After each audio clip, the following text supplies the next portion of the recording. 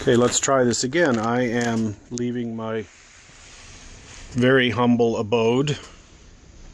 It's where I do my blogging. It's where I do my cooking and washing. That's the bathroom, which I don't use as a bathroom, it's storage. And there's my swivel chair that I never sit in, but it's storage. And here's my bed, which had a leak. That's only because the snow is so ridiculous today. And that's what I want to show you, is when I walk to the kitchen, the communal kitchen, to beg them for some cinnamon, because I want to make baked apples for the kids. It really raises their spirits when they get things like that.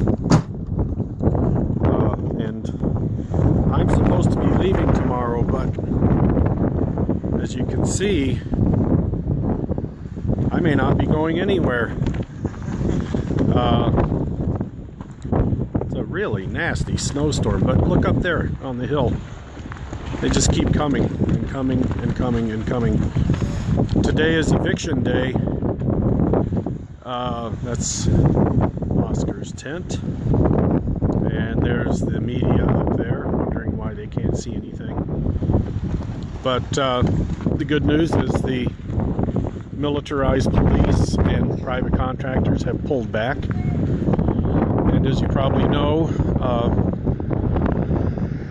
well, you do know because I posted it and it's been all over the news.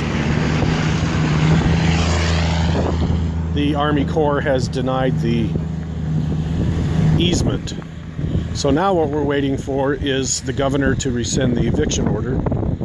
That was supposed to happen today, but nobody's really leaving. A couple people left for short periods, since there's going to be a lull, at least, for a short time, to get out of Dodge and